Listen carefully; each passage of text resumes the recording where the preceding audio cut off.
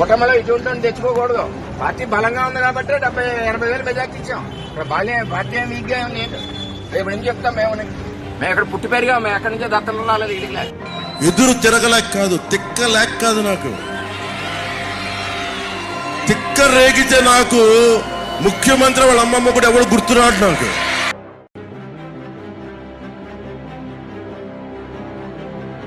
పిఠాపురం ఇప్పుడు ఆంధ్రప్రదేశ్ రాజకీయాల్లో hot seat. కానీ అక్కడ జరుగుతున్నది ప్రజాసేవ కాదు, ఒక పక్కా పొలిటికల్ కుట్ర. నిన్నటి వరకు త్యాగశీలి అని ముద్ర వేయించుకున్న వర్మ ఇవాళ వీధి పోరాటాలకు ఎందుకు దిగారు? ఈ డ్రామా వెనుక ఉన్న ఆ అదృశ్య హస్తం ఎవరిది?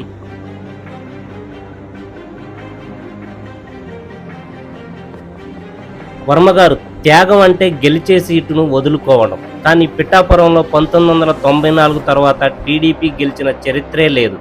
30 ఏళ్లుగా సైకిల్ అడ్రస్ లేని చోట మీరు సీటు ఇవ్వడాన్ని త్యాగం అని ఎలా పిలుస్తారు?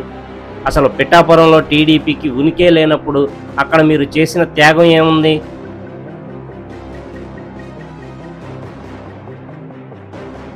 రెండు 2014లో మీరు ఇండిపెండెంట్గా గెలిచారంటే అది మీ గొప్పతనం కాదు, టీడీపీ చేసిన మోసానికి కాపులు చూపించిన కసి.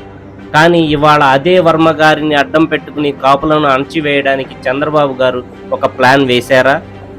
1500 ఓట్లు కూడా లేని వర్మ సామాజిక వర్గానికి అంత ప్రాధాన్యత ఇస్తూ లక్షల్లో ఉన్న కాపులను, బీసీలను అవమానించడం ధర్మమేనా?